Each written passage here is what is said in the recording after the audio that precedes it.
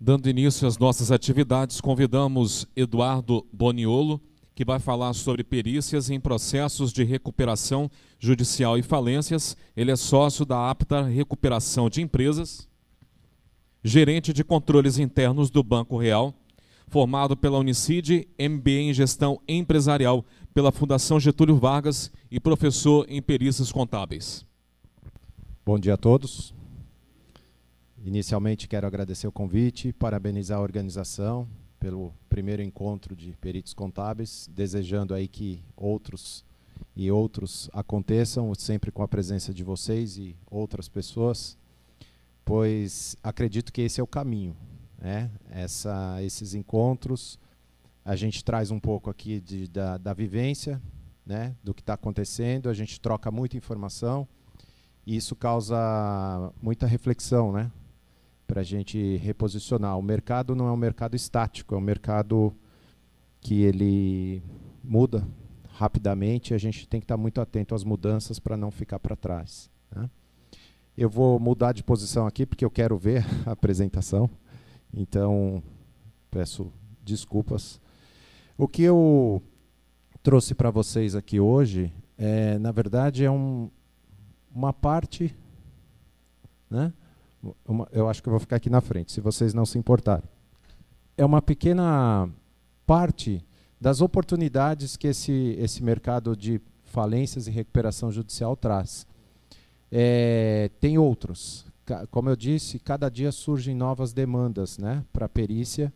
E aqui eu trago os principais só para a gente ter uma ideia do tamanho desse mercado, né? Eu acho que vocês têm ouvido um pouco mais sobre recuperação judicial, né? Algumas pequenas empresas, Odebrecht, pedindo recuperação judicial, né? Então, a gente costuma dizer o seguinte, que uma empresa pedindo recuperação judicial, ela abre um efeito cascata muito grande de toda a sua cadeia de fornecedores, né? Então, a gente imagina que o pedido de recuperação judicial da Odebrecht vai abrir aí um processo gigante de empresas também necessitando da recuperação judicial para que a sua empresa não vá à falência. Para vocês terem uma ideia, na semana passada nós terminamos um plano de recuperação judicial de uma empresa sólida, investindo em sua planta, e a recuperação dela foi em função do fechamento ou do corte de operações da unidade da Bahia da Ford. Então, em função do seu maior cliente entrar em dificuldade, nem pediu recuperação judicial, mas cortar um pouco a demanda, esta empresa cessou os investimentos e, para conseguir honrar aqueles compromissos já assumidos, teve que pedir recuperação judicial. Então, recuperação judicial não é algo para devedor, para quem simplesmente não geriu de forma correta a empresa. A recuperação judicial é um jogo do mercado, infelizmente, ou felizmente, né? Como diz um amigo meu lá de São Paulo, que vai palestrar daqui a pouquinho, a gente não tem problema. Ele sempre fala isso, vocês vão ter oportunidade de ouvir. Então, eu dividi aqui a perícia, na verdade, em dois papéis, como vocês já devem conhecer. Aquele que trabalha em auxílio ao juízo e aqueles que trabalham para as partes. Tá bom? Vou começar por essa parte aqui. A Lei de Recuperação Judicial, Lei 11.101 de 2005, quando uma empresa pede recuperação judicial, o juiz tinha somente duas decisões, né? Ou ele deferia ou indeferia. O que aconteceu em 2005, com a mudança da lei de concordata para a recuperação judicial, é que as empresas continuaram pedindo recuperação judicial, o juiz começou a aplicar essa lei, mas pensando ainda na concordata. Então, o juiz ele tem a questão jurídica para analisar, conflito de competência, essas coisas, e se não houvesse nenhuma objeção ao conflito de competência, ele deferia o pedido de recuperação judicial. Nomeava o auxiliar dele e depois de algum tempo esse auxiliar começa a trabalhar. O que aconteceu em 2005 e até 2008, muitas empresas falidas, praticamente já sem atividade econômica, pediam recuperação judicial e apresentavam todos os documentos que a lei exige e o juiz deferia então o processamento da recuperação judicial. E somente depois, quando o auxiliar do juiz ia constatar lá se a empresa estava em atividade, ele percebia que a empresa já era uma empresa falida. E por que os empresários faziam isso? Porque a lei de recuperação judicial, quando o juiz defere o processamento da recuperação judicial, suspendem todas as ações de execução contra o devedor por 180 dias. Então, aquele empresário já falido, que já não tinha atividade econômica, ele ganhava ali 6 meses para tentar fazer alguma coisa ainda de forma indevida. Baseado nisso, um juiz lá de São Paulo, da primeira vara lá de São Paulo, que tem varas especializadas em recuperação judicial e falência, ele foi buscar no Código Civil o seguinte: bom, eu tenho que tomar uma decisão aqui e eu dependo de conhecimento técnico. E aí ele se vale da perícia. E aí ele criou uma coisa chamada perícia prévia de constatação. É uma perícia, é prévia, né, porque ele ainda não deferiu a recuperação judicial, e é de constatação, ou seja, o que ele quer é que uma pessoa com conhecimento técnico vá até a empresa e constate se de fato existe atividade empresarial e se aqueles documentos carreados nos autos têm alguma coerência com a realidade. No começo teve um pequeno probleminha de interpretação aí dos profissionais que começaram a fazer esse trabalho, que eles começaram a ir lá na empresa a avaliar a viabilidade econômica da empresa. Ora, se a empresa foi até o juízo pedir recuperação judicial, provavelmente por qualquer índice que a gente avalie a empresa naquele momento, vai constatar que a empresa está em dificuldade financeira. E aí esse próprio juiz, ele indeferiu uma recuperação judicial, e aí, no tribunal, reverteram a decisão. Por quê? Porque se a empresa já foi ao juízo pedir a recuperação judicial, certamente ela está num estado de pré-insolvência e ela vai, sim, apresentar um plano, tomando medidas para se recuperar. É para isso que serve a lei. A lei é uma lei de proteção ao devedor. Tá? Então, hoje, isso já está bem claro, a perícia prévia de constatação, e foi a grande porta de entrada para os contadores. Afinal de contas, os documentos são carreados lá na inicial, todos eles são documentos contábeis, fiscais. E o profissional melhor capacitado para analisar esses documentos e comparar isso com a realidade da empresa são não só os contadores, mas pessoas que conhecem de livros contábeis, pessoas que conseguem interpretar um demonstrativo financeiro contábil. Tá? Essa foi a grande porta de entrada para os contadores no processo de recuperação judicial. A perícia prévia de constatação, então, foi uma iniciativa de um juiz de São Paulo, que já saiu lá de São Paulo, não está mais, e ele está coordenando um projeto a nível nacional, onde esse projeto, o objetivo dele é ter comarcas, fóruns especializados em recuperação judicial. Então, provavelmente aqui em Vitória, se não tem ainda vara especializada para julgar casos de recuperação judicial, terá. Se não tiver demanda suficiente, provavelmente vai juntar Vitória com algum outro estado, mas a ideia, o principal do projeto é que todo o processo de recuperação judicial seja tramitado por uma vara especializada. Porque não dá para o juiz lá da vara civil que está julgando a lanterna de um carro que foi batida, e ter também lá um processo de recuperação judicial. É uma lei específica, é um assunto sério, é um assunto que demanda urgência. A lei já traz os prazos em que as coisas devem acontecer, então o juiz não pode olhar para aquele monte de processo que ele tem lá e falar, não, esse aqui deixa para depois, e o processo não anda. Isso eu estou falando não só de recuperação judicial, mas de falência também. Então, esse projeto, que deve sair em breve, vai ter a coordenação aí do Dr. Daniel, que foi quem surgiu com a perícia prévia, e a gente sabe que essa ideia de perícia prévia vai ser levada para essas varas especializadas. Tá? Então, a questão de trabalhar nesse processo de recuperação judicial e falência, a gente vê como um movimento que aconteceu, por exemplo, em Goiânia, onde foram até os desembargadores lá e disseram para eles o seguinte, olha, a gente gostaria de entender os critérios de nomeação e gostaria que os contadores fossem nomeados como administrador judicial, que é o auxiliar do juiz. E eles disseram o seguinte: tragam profissionais capacitados aqui que a gente faz isso. Isso já está acontecendo, tá? Fiquei sabendo que isso já está acontecendo. Inclusive a Silvia, que estaria aqui com a gente hoje à tarde, ontem à noite estava conversando com ela, esclarecendo umas dúvidas. Ela também foi nomeada como administradora judicial de uma recuperação judicial. Então, existe um mercado gigante que a gente tem que ocupar. Enquanto a gente não ocupar, está sendo ocupado por outros profissionais. Nada contra eles, mas se é um mercado que hoje não dá para mostrar em detalhe, mas eu digo que 90% das responsabilidades do administrador judicial são técnicas. Portanto, é a nossa praia.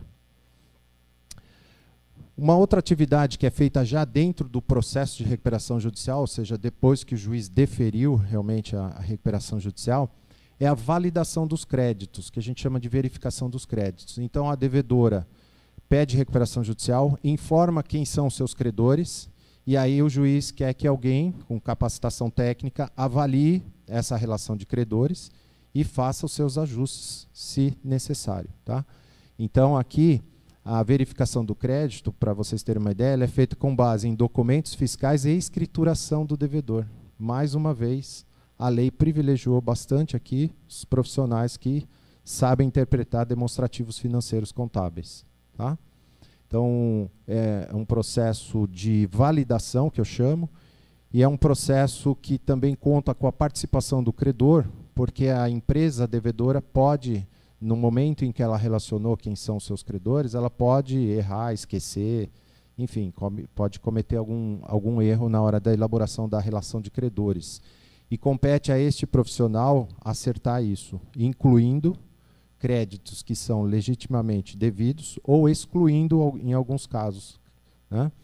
Para vocês terem uma ideia, quem não teve contato ainda, créditos tributários, por exemplo, não entram na recuperação judicial. Então, a empresa pode relacionar lá todo o seu passivo, informando inclusive o crédito tributário, e compete a esse profissional olhar e falar: opa, espera aqui, não está prevista uma classe de crédito tributário na recuperação judicial. Portanto, eu devo excluir e fazer um parecer justificando o motivo da exclusão. Tá? Para que os credores, o juiz, o Ministério Público, todos os agentes do processo não tenham dúvida sobre a sua exclusão, sobre aquilo que foi feito no processo. Então, é um trabalho bem minucioso, importante. Aqui, a recuperação judicial também diz que os créditos devem estar atualizados na data do pedido da recuperação judicial. Então, quando a gente pega empresas com dívida bancária, por exemplo, que é raro no Brasil, né? Ninguém deve para banco, precisa trazer esse contrato a valor presente. Né? Então, é um cálculo um pouco mais apurado. Professor aqui de matemática financeira, perícia em operações financeiras, né?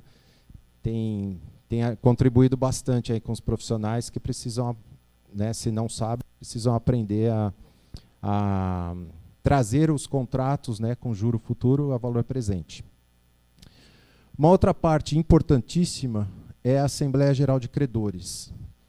O auxiliar do juiz, desde o momento em que o juiz deferiu a recuperação judicial, ele nomeou lá o auxiliar dele, ele passa a acompanhar a empresa. Então, ele olhou a relação de credores, ele pediu documentos, checou escrituração contábil, né? Ele acompanhou a manifestação dos credores que disseram: olha, também sou credor, eu tenho direito a esse crédito, ou não. Olha, esse crédito que foi relacionado aí eu já recebi. Enfim, ele vem acompanhando a empresa. A Assembleia Geral de Credores é o momento onde os credores vão manifestar a sua concordância ou discordância em relação àquele plano que foi apresentado pela empresa. E nessa Assembleia Geral de Credores é muito comum surgirem dúvidas em relação aos créditos. Então, o auxiliar do juiz, como ele acompanha a empresa desde o deferimento que o juiz deu, é o profissional melhor capacitado para estar lá e esclarecer dúvidas. Tá? Então, a participação dele é muito importante. Além disso, o rito da Assembleia ele é bem específico. Você precisa de um quórum mínimo na primeira chamada, né? A assembleia é convocada em duas datas, diferente do condomínio, que são 2 horários, né?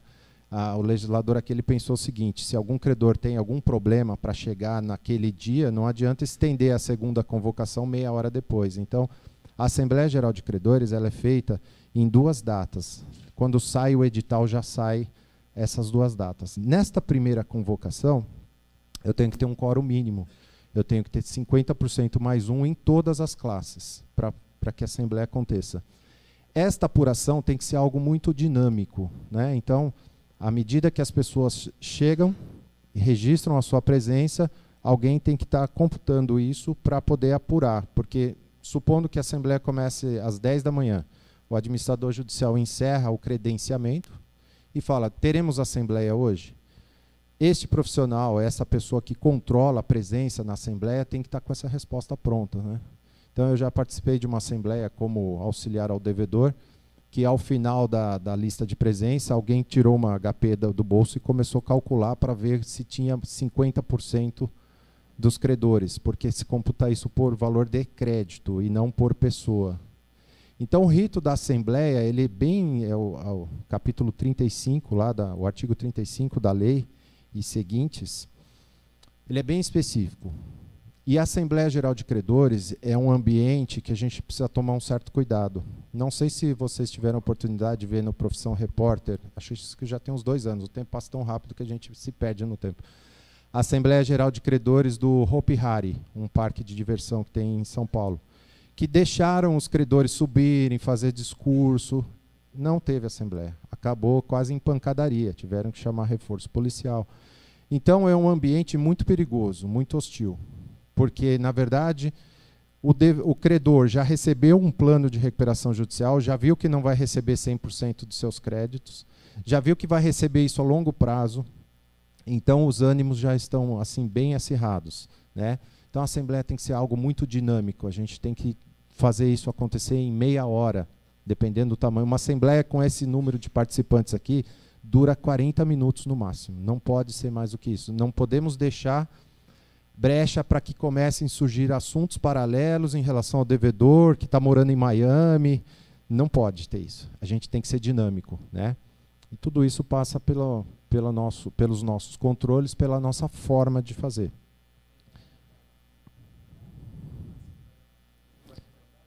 A Assembleia ela já tem uma pauta definida pela lei, né? Só que no último inciso lá tem uma coisa que o legislador não foi muito feliz, porque ele fala assim: outras matérias de interesse ao credor. Outras matérias de interesse ao credor pode ser qualquer coisa, né? Então a gente tem que tomar esse cuidado para não deixar a discussão acontecer o que aconteceu lá no Hopi Hari, né? Tá bom? Fiscalização das atividades. Como eu disse, desde do momento em que o juiz deferiu a recuperação judicial, o auxiliar dele passa a fiscalizar as atividades da empresa. Aqui eu já vi alguns profissionais cometendo alguns erros. Embora o nome dado a esse auxiliar na recuperação judicial seja administrador judicial, é um nome muito infeliz, o administrador judicial da recuperação judicial não administra nada, absolutamente nada da empresa. Ele não pode ter qualquer tipo de ingerência na empresa, diferentemente da falência. Na falência, sim, o administrador judicial ele passa a ser o representante da falida. Tá? Na recuperação judicial, não. Ele fiscaliza o processo. Se a empresa está cumprindo com as responsabilidades dela, se ela continua em atividade, tá? E ele é um intermediário entre o devedor e os credores. Ele presta este tipo de informação. Então, a fiscalização das atividades normalmente é feita simplesmente pela leitura dos demonstrativos contábeis mensais, que a empresa passa a ser obrigada a entregar mensalmente, os demonstrativos financeiros, normalmente balancete e demonstração de resultado. Sobre essa demonstração, o auxiliar faz lá uma leitura, né, faz lá uma análise de variações, enfim, do que ele achar importante para aquela empresa. E aí depende muito do grau de confiança nessa empresa.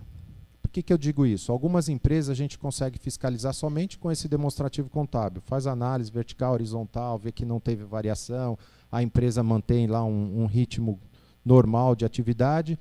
Isso é suficiente para a gente reportar lá nos autos, dizendo que a empresa está sim em atividade, tá, cumprindo com as suas obrigações extraconcursais, que são aquelas constituídas depois da recuperação judicial. Agora, imagine uma situação onde você, desde o início, vai fiscalizar a empresa, as informações são totalmente incongruentes, né? A relação de devedores tem uma série de mudanças, coisas que esqueceram ou erraram, aí a gente não julga se foi propositalmente ou não. Diversas manifestações de credores apontando para problemas da empresa e, principalmente, quando a gente pede informação para a empresa e ela não tem a informação, ou não entrega, ou entrega de forma indevida. O grau de confiança nessa empresa é muito baixo.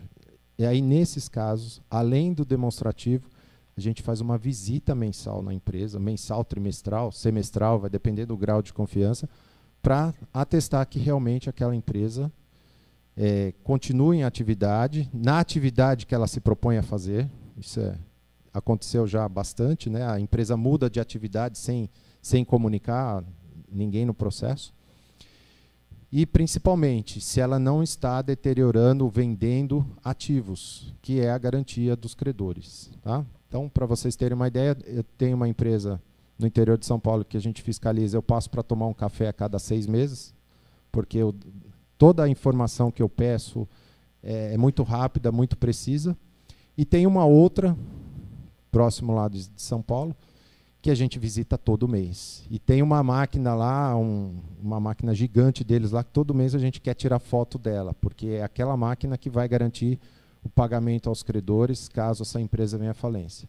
Essa empresa já trocou a contabilidade 6 vezes. O último, eu percebi uma variação muito diferente lá no demonstrativo contábil. Eu pedi um demonstrativo de fluxo de caixa pelo método direto e indireto, eles fizeram conta de chegada. Então, assim, aquilo ali é um barril de pólvora. A gente tem que estar muito próximo. Tá? Então, a fiscalização das atividades vai depender muito do que a gente perceber no dia a dia, no começo ali da empresa. Tá? Mas, basicamente, é informar o juiz e aos credores se a empresa está em atividade, se a empresa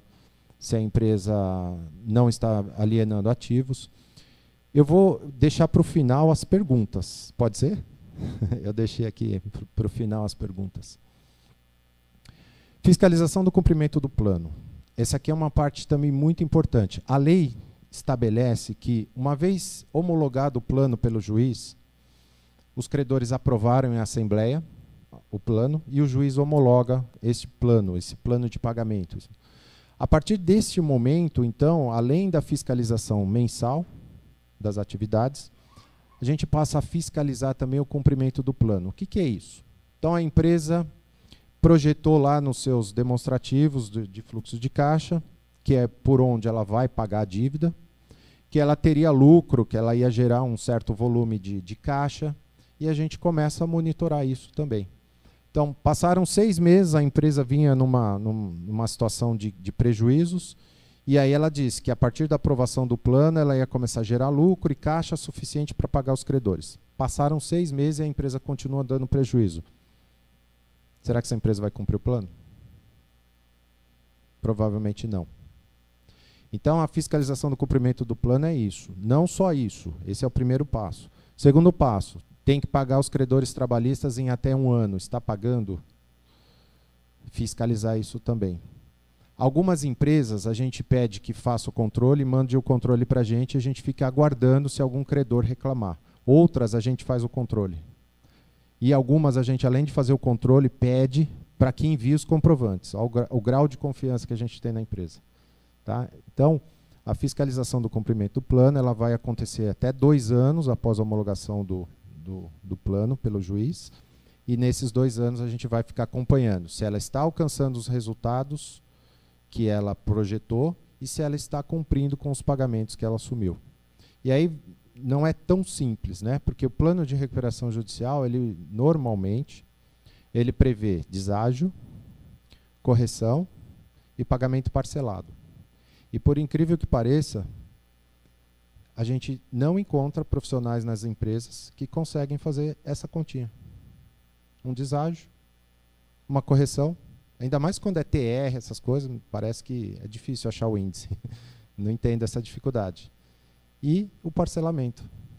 E manter isso atualizado mensalmente. Então, várias empresas a gente pega esse controle e normalmente a gente pega lá os clientes maiores, bancos, fala assim, ó, o pagamento está errado.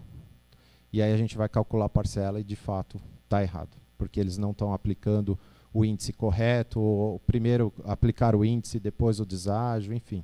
Não conseguem ler o que está no plano e aplicar isso de forma matemática. Tá? Infelizmente é uma situação que acontece. Passados 2 anos dessa fiscalização, o juiz vai pedir uma prestação de contas. Eu não sei nem se eu coloquei aqui, acho que não. O juiz vai pedir uma prestação de contas, que nós vamos fazer. Então, nós vamos informar para o juiz o que foi planejado, o que a empresa já cumpriu em termos de pagamento, em relação às projeções, como que essa empresa está, para que o judiciário possa, então, encerrar a fiscalização da recuperação judicial. Isso é importante porque os planos de recuperação judicial normalmente prevêem aí 15, 20, alguns menos agressivos, 10 anos de pagamento. Só que o judiciário vai fiscalizar só por 2 anos. Então, o judiciário ele quer saber em que situação o judiciário vai deixar esta empresa para a sociedade. Tá? Aí, depois disso, se a empresa não cumprir a recuperação judicial, título executivo pode ir lá exigir a decretação da falência se a empresa não cumprir com essas obrigações. A única diferença é que não vai ter a fiscalização do judiciário. Algumas pessoas falam assim, ainda bem, né? Bom, por um lado sim, porque você imagina o judiciário fiscalizando um processo por 15 anos. Provavelmente a gente teria muito mais processos, isso seria bom para a gente, mas, por outro lado, também a morosidade seria muito grande, cairia num processo como era a concordata no final.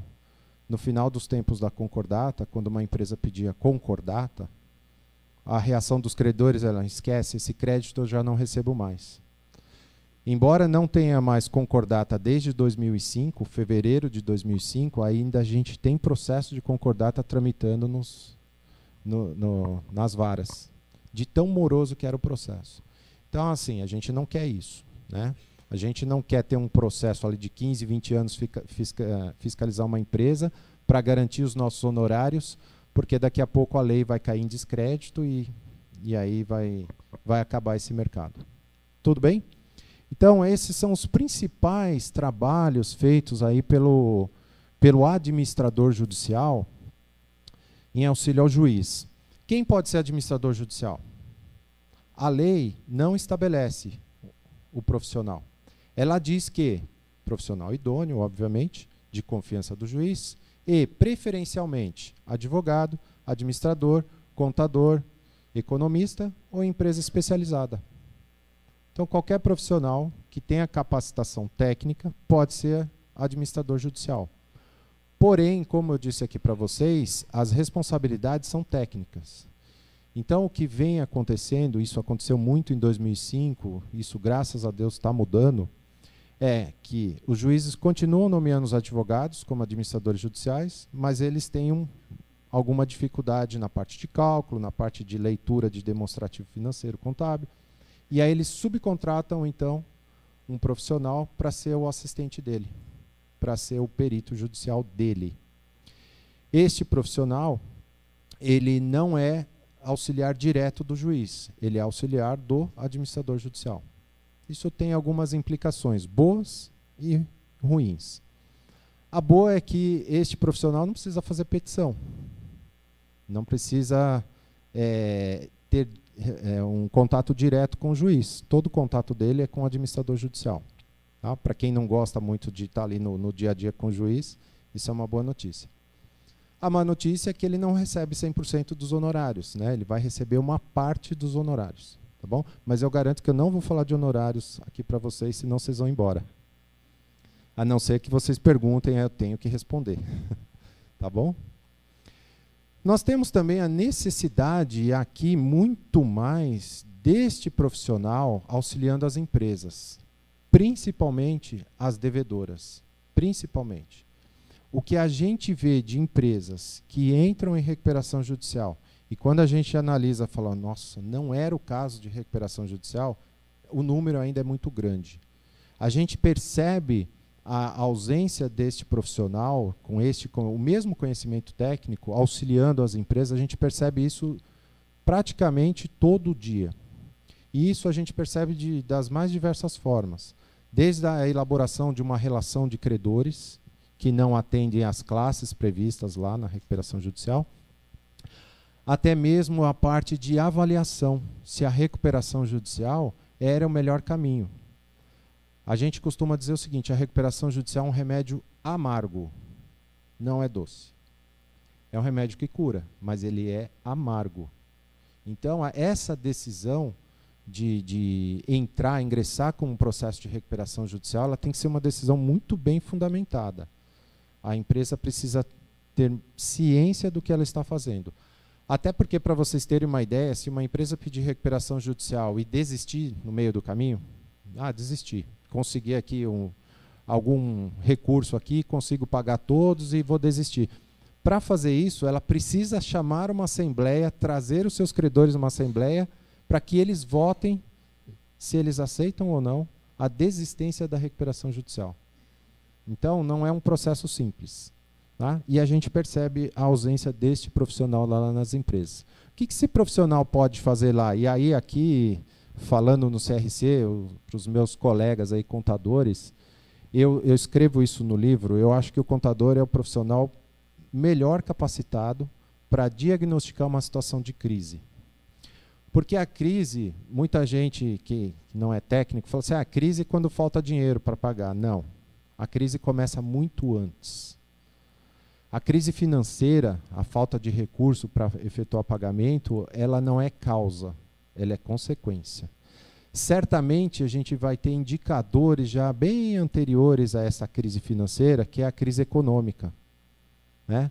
Então, qual é a crise dessa empresa? Eu assessoro lá uma empresa, eu faço lá, para quem tem escritórios, né, de contabilidade, eu faço a contabilidade, eu faço a leitura dos demonstrativos e eu estou vendo uma situação aqui, endividamento, pagamentos em cartório, atraso dos meus honorários. Né? Então, esses são indicadores de crise. A empresa já está em crise? Não. Mas ela já está sinalizando para uma situação de crise. Vocês acham mesmo que a Odebrecht precisava pedir recuperação judicial? Você acha que ela não tem dinheiro para pagar? Será que ela tem crise financeira? Certamente não. Tudo bem, não vou entrar na questão política. Mas certamente não é a situação de crise financeira. Mas ela já percebeu que com tudo o que vem acontecendo, ela já sinalizou para uma crise econômica. E aí ela pediu recuperação judicial. E é isso que está faltando nas empresas, esse diagnóstico. Para alertar o empresário, falar, olha, você está numa rota de colisão. Se nada mudar, certamente daqui a algum tempo você terá uma situação de crise financeira. Falei para vocês há pouco que nós fizemos há 2 semanas o plano de recuperação judicial de uma empresa que estava investindo na sua capacidade, estava aumentando o seu parque e ela teve que entrar com recuperação judicial. Ela só esqueceu de analisar que aquele cliente onde ela estava investindo tudo, né, todos os recursos, representava 60% da carteira dela. E quando ele falou, não quero mais, não vou descer para o play, não vou brincar mais, e agora? Agora você vai ter que tomar uma medida, recuperação judicial, para se proteger, porque os seus credores não querem saber disso. Os seus credores vão te executar. Então, este profissional fazendo este tipo de análise, não só de resultados, de concentração de clientes, esse profissional é muito importante. Mas, supondo que vocês não consigam entrar nessa fase, né, eu ouço muitos colegas contadores falar assim, eu já falei isso para o empresário várias vezes, ele não me ouve. Falei assim, então você tem que mudar a forma de falar, né, porque senão você não vai alcançar resultados diferentes. Mesmo que você não consiga fazer isso e já chegue numa situação de crise, você tem que diagnosticar que tipo de crise é essa. É crise financeira? É crise econômica? Imaginem vocês se A Kodak, todo mundo conhece a Kodak? Ou lembra da Kodak? Imagina se a Kodak chega para vocês e fala assim, eu quero fazer uma recuperação judicial, porque eu acredito no mercado de máquina, de filme, de revelação. Vai se recuperar? Não, hoje é digital. Né? Empresa que se especializou em fazer o fax, disquete. Acabou o mercado, não tem recuperação judicial para essa empresa. Então assim, tá bom, eu vou conseguir um investimento aqui de 100 milhões de reais e vai sanar a minha empresa. Tá bom, você vai botar 100 milhões num liquidificador, porque isso aqui não produz resultado. Você não tem uma crise financeira, você tem uma crise econômica, você não tem mercado. Qualquer dinheiro que você colocar aqui vai ser diluído, né? Uma questão de tempo, de postergar sua falência. Então é importante diagnosticar isso. Por quê? Até mesmo para o empresário pedir autofalência, que a lei permite, é importante que ele saiba em que condições ele vai entrar num processo de falência. Embora ele esteja pedindo a falência, vai ser investigado aqui se ele não cometeu crime falimentar. E aí a própria lei traz lá, a partir do artigo 168, traz quais são os crimes previstos por essa lei. E falta de escrituração contábil é um crime previsto pela lei. Então, mesmo para o empresário falar, eu não quero mais esse negócio, não dá mais certo, ninguém compra fax mais, eu quero desistir, quero entregar isso aqui para o Estado liquidar a minha dívida com os meus bens, eu preciso de um diagnóstico, falar, olha, você pode entrar sim, você está exposto nessa situação, falta escrituração, falta entregar suas obrigações acessórias, tá? Isso pode ser considerado como um crime falimentar. Então, esse diagnóstico é importantíssimo. Tá? E ele só pode ser feito por pessoas técnicas. Tá bom? Composição de classes. Como eu disse, a gente percebe a falta de um profissional nas empresas quando a gente pega uma relação de credores e olha lá crédito tributário, relacionado como credor de recuperação judicial. A lei não prevê isso. E aí você já percebe, falou, bom, esta empresa não tem um profissional técnico que fez o diagnóstico, fez essa composição de classes para entrar com o processo de recuperação judicial. Por que é importante essa composição de classes? Quando você vai para uma recuperação judicial, você vai apresentar um plano e você vai para uma assembleia. Você tem que ter a aprovação da maioria. E aí imagine o seguinte, você tem uma composição de classes que você tem lá os créditos trabalhistas, e 80% da sua dívida é com bancos. Então o banco, se ele disser não, é falência da tua empresa, se ele disser sim, ele aprova o plano. E aí você quer colocar um plano lá com deságio de 60%, por exemplo. Você acha que o banco vai aceitar isso? E você depende do voto do banco. Então, quando você faz a composição de classes, você já começa a montar a estratégia do plano. E até orientar a empresa, falar, olha, se você entrar em recuperação judicial com esta composição de classe, não quero dizer que vai dar errado, mas provavelmente você não vai conseguir um deságio maior do que 20%, que é o que os bancos agora estão aceitando. Tá? Você não vai conseguir colocar correção de TR, o banco vai exigir Selic. E o que vale para um credor, vale para todos, eu não posso tratar de forma diferenciada. Então, a chance de você realmente se recuperar, né, e até ter algum benefício com a recuperação judicial é mínima. Então perceba, já no diagnóstico, você já orientou a empresa, talvez com esta orientação sua, ela deixe de entrar em recuperação judicial. Mas quando não tem essa orientação, a empresa entra. E aí, uma vez que entrou em recuperação judicial, que o juiz deferiu, passam por essas dificuldades, tomando este remédio amargo que eu falei para vocês. Isso aqui é fantástico, gente. Você pega uma inicial de recuperação judicial, até hoje tem empresas falando que ela entrou em crise por causa da crise financeira mundial de 2008. Aí você olha os demonstrativos financeiros e vê a narrativa, né, dos motivos da crise. Não tem nada a ver, absolutamente nada a ver. Então, um processo sério, e aí eu volto a dizer para vocês do projeto de colocar varas especializadas no Brasil todo, é fundamentação técnica do pedido de recuperação judicial. O artigo 51 determina que a empresa especifique quais foram os motivos da crise. E aí não adianta, que me perdoe se tiver alguém aqui, eu não tenho nada contra, são meus parceiros, que me perdoem os advogados de pegar uma petição de uma empresa, copiar e colar na outra. Acabou isso. Tá? O advogado, para fazer a fundamentação do pedido da recuperação judicial, ele precisa de um laudo técnico. Porque o empresário fala assim, eu não dei sorte. Poxa, a China, o dólar, o petróleo, menos ele. Né? E aí, quando você faz a análise do demonstrativo, você percebe ali algumas práticas, né, não muito adequadas. Claro que você não vai colocar na fundamentação, você não vai escancarar, abrir a porta, tirar o tapete, não. Mas você tem que fundamentar de alguma forma. E que isso seja coerente com os demonstrativos financeiros que também vão instruir a inicial. Para que você dê transparência. Um processo de recuperação judicial, você está pedindo para o seu credor te dar um voto de confiança. Se você já começa mentindo, vai ficar difícil. Né? E aí eu me reporto também, a gente está falando aqui bastante do auxiliar da empresa devedora, mas você tem o auxiliar da empresa credora também.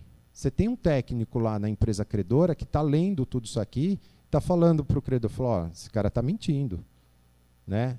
E ainda mais que quando a gente fala de um mercado específico, né, você está vendo uma recuperação judicial lá de uma empresa da cadeia automobilística e as pessoas que estão ali, os fornecedores, conhecem daquele negócio, muito mais do que a gente até. Então, a mentira ali ela fica muito nítida. E quando você vem com um embasamento técnico, né, fala assim, essa narrativa aqui, colocada no processo, não tem absolutamente nada a ver com os demonstrativos. Aqui no Brasil não acontece, tá? O empresário precisa pegar crédito no banco, ele mostra um balanço. Eu fico com medo de falar isso no CRC, porque assim, parece que ele tem um balanço para mostrar para o banco, mas para pedir recuperação judicial parece que ele tem outro. Eu não sei se isso acontece aqui em Vitória. Aqui não, né? No Brasil não. No Japão. Então, pessoal, essa análise prévia, esses cuidados, tem que ser analisado auxiliar. Nós fizemos uma análise de uma empresa que ela ia pedir recuperação judicial, o passivo dela era de 6 milhões. Ela tinha 15 no estoque e 13 no caixa. 13 milhões no caixa. E queria pedir recuperação judicial para 6 milhões. Não dá, né? É brincar, né? Aí fica difícil. Plano de recuperação judicial. No começo, a Aptar foi contratada muito só para fazer plano de recuperação judicial. Eu achei até que a gente ia se especializar nisso. Falei, nossa, olha, a gente vai se especializar nisso.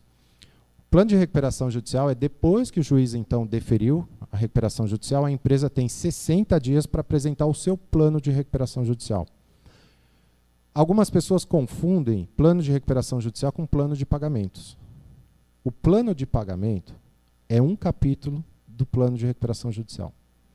Plano de recuperação judicial é aquele business plan, quando a gente vai avaliar um novo investimento, só que diferente. Ele traz o passado, presente e futuro. Então, quando a gente analisa um plano de negócio, a gente está falando de projeções, de mercado, do que a empresa vai fazer. No plano de recuperação judicial também tem isso, só que ele precisa partir de um passado.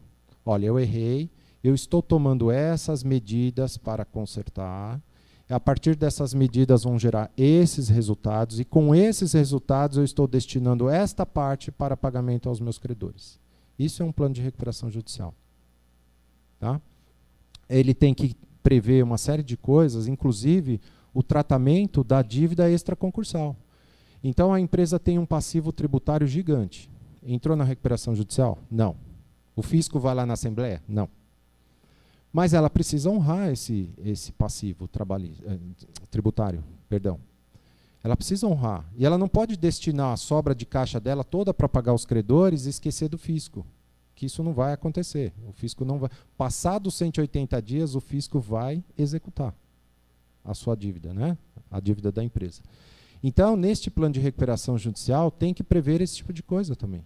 O que eu vou fazer com as minhas dívidas não sujeitas à recuperação judicial, que são as extraconcursais, né? E assim, planilha é um negócio bem legal, né? A gente adora planilha, inclusive eu e o Paulo, a gente nem passa planilha para quem pede para a gente, porque a planilha é uma beleza, aceita qualquer coisa. Então, a gente analisa alguns planos de recuperação judicial, a gente vê que a empresa fatura 5 milhões por mês, né? E aí, a partir do plano, ela passa a faturar 18, triplica o faturamento. O custo, que é de 70%, vira 20%. A gente acha isso lindo, maravilhoso, impressionante. E aí a gente vai ver a fundamentação técnica do plano. Cadê? Não existe. Então, quando eu falei que a gente ia especializar em plano de recuperação judicial, veio uma preocupação muito grande para a gente. Porque fazer plano, fazer a parte de números é fácil. O duro é fundamentar. Tá? E como que a gente aprendeu isso na raça, no dia a dia? Quando a gente foi contratado por um banco para fazer a crítica ao plano de recuperação judicial. E aí a gente começou a observar coisas que, quando a gente elaborava, a gente meio que não percebia muito. Existe uma cultura no Brasil que é muito, muito ruim. O credor, ele é o principal fiscalizador aqui da recuperação judicial, e ele não faz isso. Por isso que a gente vê planos, desculpe a palavra, ridículos, sem qualquer tipo de fundamentação técnica, passar em assembleia. O juiz também, os credores votaram, o juiz não vai analisar aquilo, até porque ele não tem a capacitação técnica. Então, a gente acredita que isso vai ficar cada vez mais sério, inclusive no projeto novo. A ideia do Daniel é que o profissional que elaborar o plano de recuperação judicial assine e tenha algum tipo de responsabilidade sobre isso. Tá? Então, copiar e colar plano é algo que já não existe mais, pelo menos onde a gente atua, a gente não tem visto mais isso, tá? Porque isso também já existiu. Tá?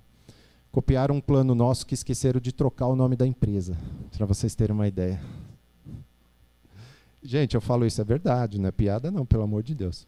E lembra que eu falei da importância da Assembleia Geral de Credores, quando você está como auxiliar do juiz? É importantíssimo que você faça esse trabalho também para a devedora, principalmente para a devedora. Porque você não pode chegar na Assembleia sem saber o cenário de votação, se os clientes vão aprovar ou não aquele plano. Porque se os clientes disserem não, a sua falência está decretada ali, naquele momento. Você não pode dar essa chance de ir para a falência. Então, existe um trabalho preventivo da Assembleia Geral de Credores, que esse auxiliar vai contactar os principais credores e saber a intenção de voto. E sabendo que o credor não vai aprovar o plano, ele precisa voltar para a planilha, que é fácil, e precisa mudar. Falar, olha, a gente previu aqui um deságio de 60%, mas a gente não vai aprovar, eu preciso diminuir. O credor está querendo 30%. Ah, põe 30%, legal, mas cabe? Aí vem as decisões não técnicas. Aumenta o faturamento. Daí que a gente vê triplicar faturamento. Então, esse exercício de monitorar a Assembleia para garantir que vai aprovar, que vai realmente atender a necessidade dos credores, ela é, não vou falar mais importantíssima, que eu já falei demais, né? Ela é crucial. Para vocês terem uma ideia, depois eu vou falar de curso, eu dou um curso que é a visão empresarial, que é exatamente quem trabalha para a empresa. Teve uma turma que no sábado de manhã nós elaboramos o plano e o pessoal falou, beleza, acabou o curso, né? Acabou. Vamos aprovar em assembleia. Obviamente que eu forcei um cenário que não aprovava, né, naquelas condições. Eles tiveram que voltar para refazer o plano para poder atender o que o credor queria. Eles saíram de lá às 6h30 da tarde. Porque é essa dinâmica. Eu tenho que atender o credor, eu não posso tratar de forma diferente e eu preciso fazer essa ginástica financeira acontecer. Senão, a empresa vai para a falência. Tá? Então, aqui, pessoal, tem um trabalho muito importante. Muito importante. E mais do que isso, né, o profissional que elaborou o plano vai lá na assembleia, fica aqui, né, na frente dos credores, explicando o plano, esclarecendo dúvida. Né? Então, já aconteceu, né, a gente vê profissionais chegando lá na frente, falar, a empresa vai pagar assim, assim, assim. Aí a pessoa tem direito de perguntar, como isso? Não sei. E aí, se você está pedindo credibilidade para os credores e não sabe explicar para eles o que você planejou ali, realmente a chance de aprovação é mínima. Tá bom? Cursos. Para não estender meu horário aqui, eu vou abrir para perguntas. Recuperação judicial, perícias em processo de recuperação judicial e falências. São 16 horas que a gente fica, não só essa parte aqui, mas a gente pratica estudo de casos, tá? Se alguém tiver interesse, fique à vontade. Esse recuperação judicial visão empresarial, que é o que eu falei, você trabalhando para a empresa, principalmente a devedora, onde tem o maior foco aí, a maior necessidade de bons profissionais, e a gente não tem encontrado, né? Alguns sim, bons profissionais, alguns planos muito bem feitos, mas alguns planos assim com uma roupagem linda, maravilhosa, com o nome de Big Four, sem fundamentação técnica. E tem um curso prático também para devedores e credores. O Júlio, meu sócio, esteve aqui em Vitória em junho, final de junho. Alguém fez o curso dele? Alguém estava? Fizeram? Gostaram? Fala a verdade. É verdade? Foi bom? O curso do Júlio é esse prático aqui, porque ele dá todos os caminhos, né? Inclusive, é tema do livro dele que eu vou sortear para vocês. Tá bom? Um livro dele e um meu. E esse outro é a visão estratégica, é analisar, fazer diagnóstico, e tem a perícia, que é para quem trabalha em auxiliar ao juízo. Quem tiver interesse, essa apresentação eu disponibilizei para o CRC, não sei se o CRC vai disponibilizar para vocês, tá? Tá à disposição de vocês. Contatos, a NTP Cursos é que organiza os cursos lá para a gente, está aí, fiquem à vontade.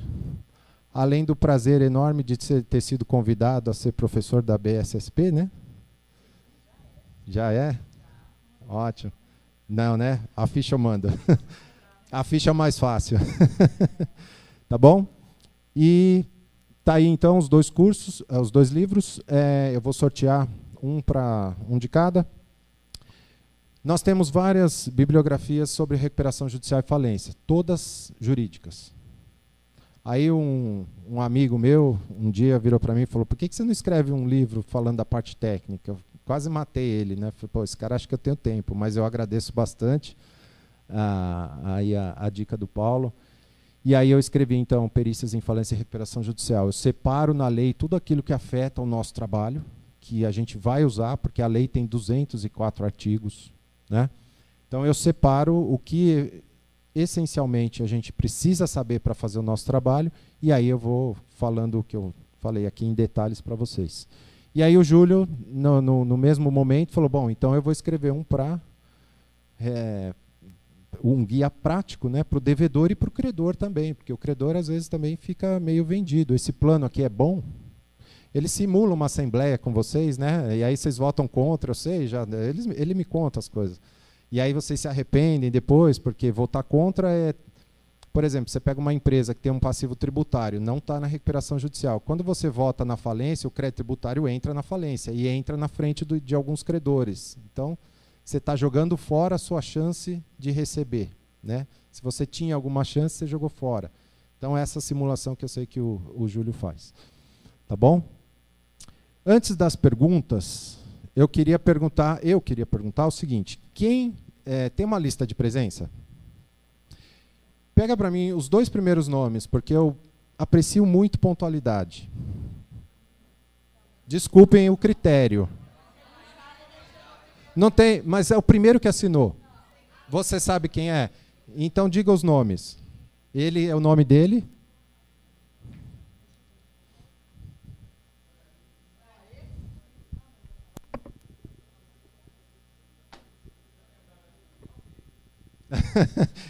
Olha, se esse critério que eu usei der briga, eu mudo.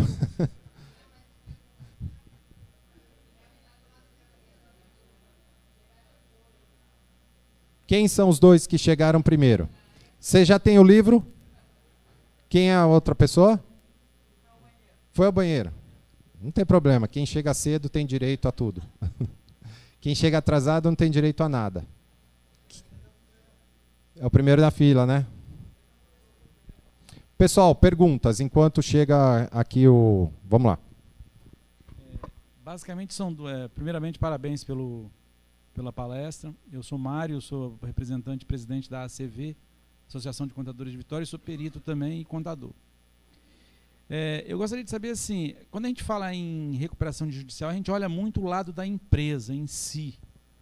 Logicamente que você falou uma coisa aí pontual, que você falou, às vezes o credor tem que ter a consciência de que se ele votar contra qualquer plano, que mesmo que o plano esteja embasado, tudo certinho, que ele corre um sério risco.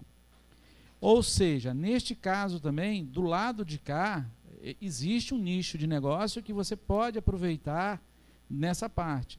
Uma outra coisa que eu vejo muito nesse sentido, que a gente não fica preocupado nestes casos, que a gente observa muito o credor, mas às vezes uma recuperação judicial, ela está na parte do devedor da empresa. Por quê?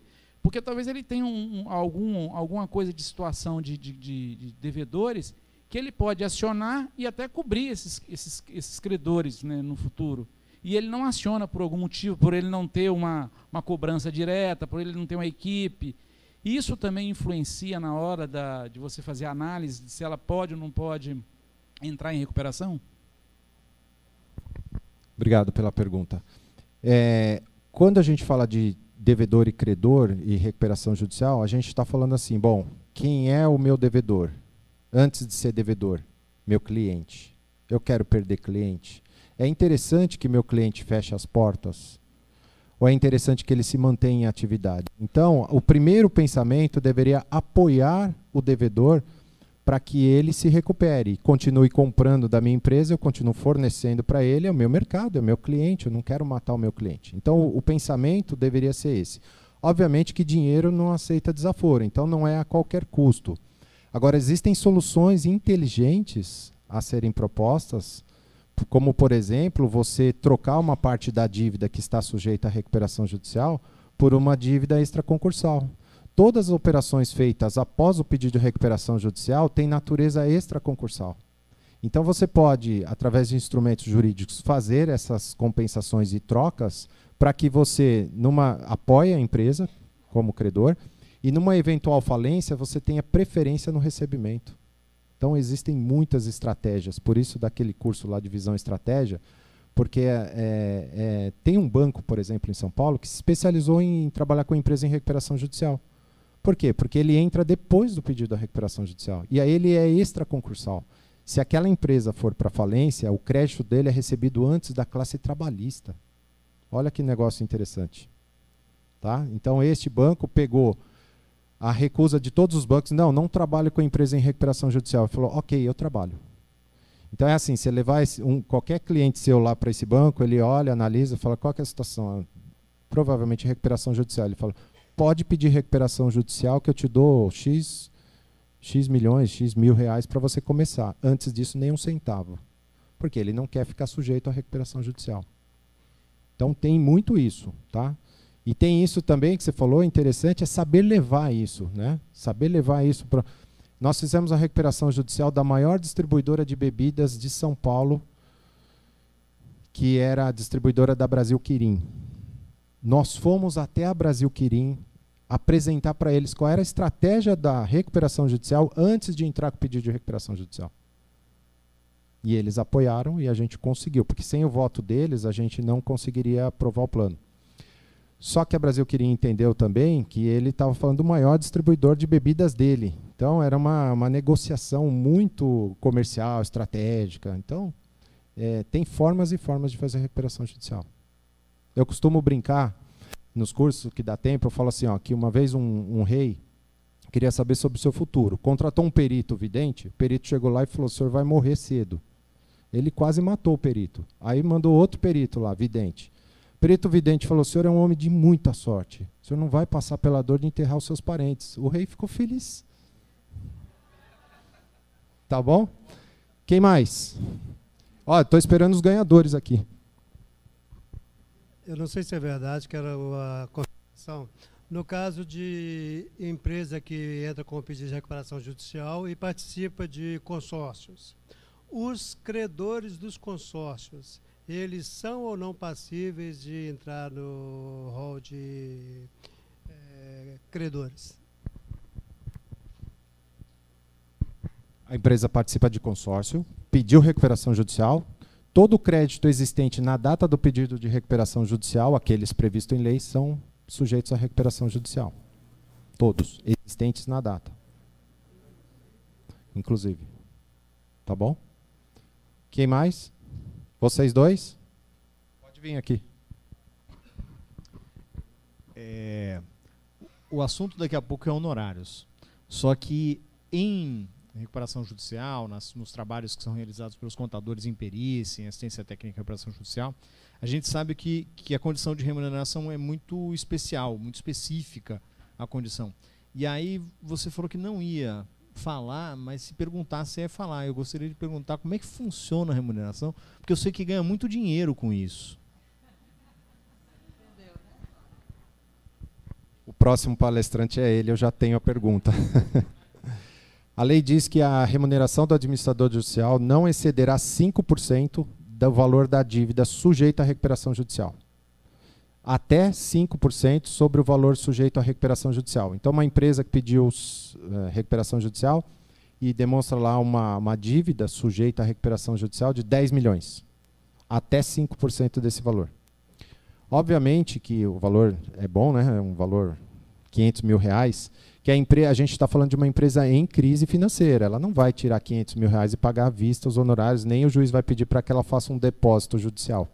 Então, isso é tratado direto entre o devedor e o administrador judicial.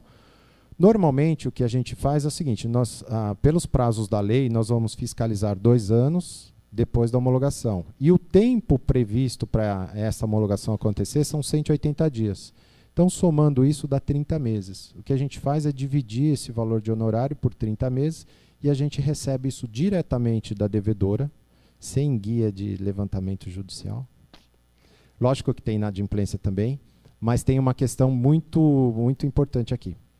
Se a empresa não consegue pagar os honorários do administrador judicial, já é uma demonstração de que ela vai ter dificuldade em cumprir o plano. Então, normalmente, os honorários do administrador judicial já são garantidos, tá bom? Sem necessidade de guia de levantamento, que eu acho um saco isso aí. Então, dependendo da recuperação judicial, é importante, o valor é maior, tá?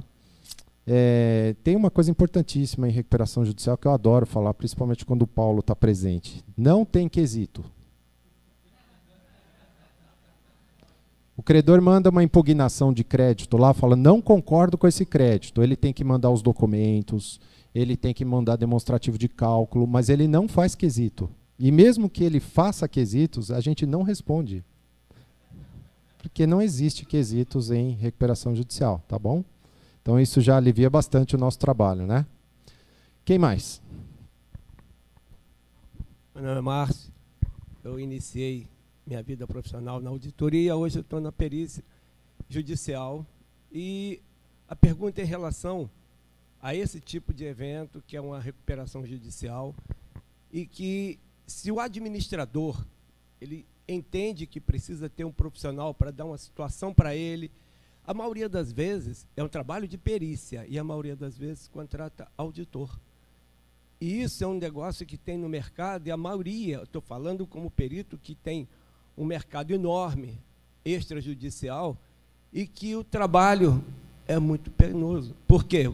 Ninguém chama perícia. É muito difícil você ver um profissional de mercado, não importa o tamanho da empresa, que chame um perito para fazer um trabalho que é de perícia.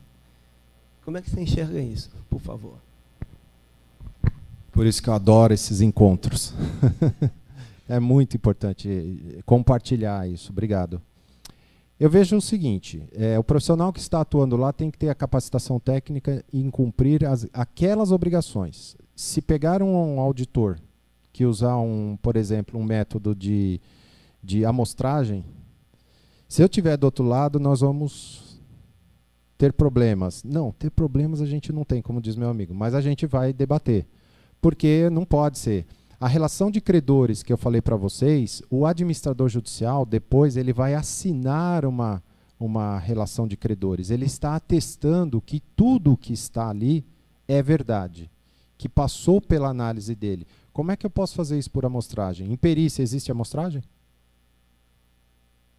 Agora, que as empresas contratam, como eu citei aqui, contrataram uma empresa, uma Big Four, para fazer um plano de recuperação judicial.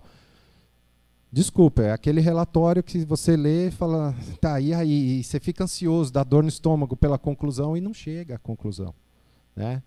Então, assim, quando as empresas, os credores contratam profissionais qualificados e vão numa assembleia e começam a questionar esse tipo de coisa, eu tenho dó do profissional que está lá na frente que não tem resposta para esse tipo de coisa. Agora, obviamente que isso é um processo de amadurecimento, que eu espero que cada vez mais as pessoas se comprometam com o seu trabalho, né? Eu já, por exemplo, já vi contadores fazendo laudo de avaliação de ativos, que eu já rechacei para o juiz, falando que o profissional contábil não é o profissional qualificado para fazer a avaliação de ativos. Ele pode fazer lá o critério contábil, né? Mas não o laudo de ativo. Avaliar uma estrutura dessa, não dá. Então tem ainda muitas coisas para serem corrigidas. A gente sabe, o Brasil é muito grande, mas a gente espera que com essas varas especializadas essas coisas vão cada vez mais refinando e as pessoas vão se adequando, né? Tá certo? Obrigado.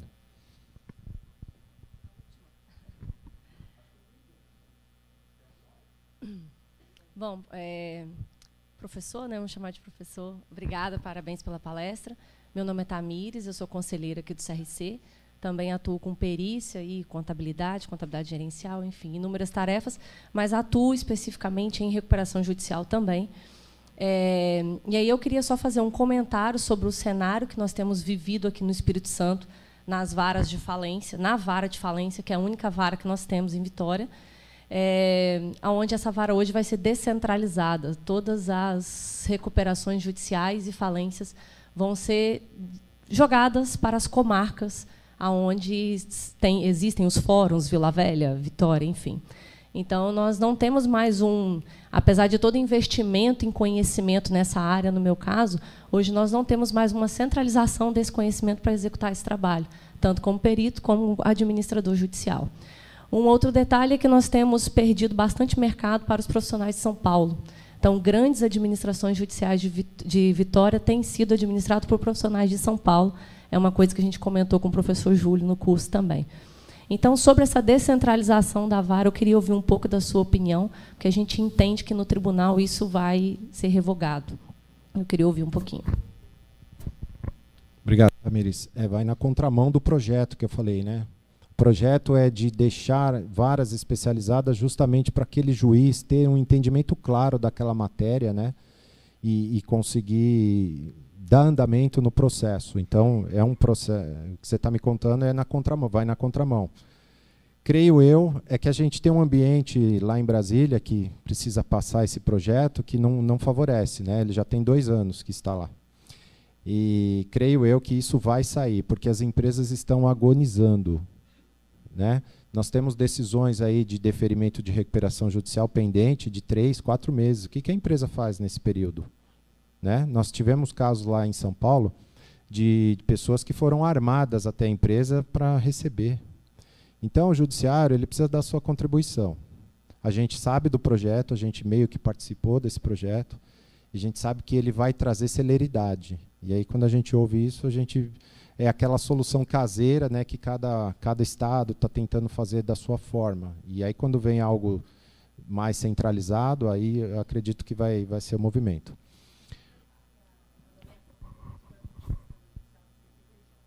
Vai ser via TJ, né? Ótimo. Só notícia boa agora, né? Cadastro Nacional de Peritos, se habilita lá no TJ como auxiliar em processos de recuperação judicial e falência. Bom, em relação aos profissionais de São Paulo, eu deixo aqui para vocês o mesmo movimento que foi feito em Goiânia. As associações, o conselho, né? Se juntarem e ter uma representatividade maior e comparecer lá, achar um contato lá no tribunal e colocar essa situação, né? E mostrar que aqui tem profissionais, certamente o custo é mais barato, né? Porque está aqui, a diligência, como eu falei, a gente tem diligência para fazer, e você estando lá no local é mais barato, é mais célere. Então, eu creio que o movimento seria as associações, sindicatos, conselhos se juntarem, né, ou todos, pegarem os profissionais e mandar até falar, tenho aqui, eu tenho cursos que estão sendo feitos, tenho pessoal capacitado para fazer isso. E aí, né, por excelência, dá uma oportunidade aí para os profissionais aqui do estado, né, da região, para atuarem nesses processos sem a necessidade de demandar profissionais lá de São Paulo. Tá?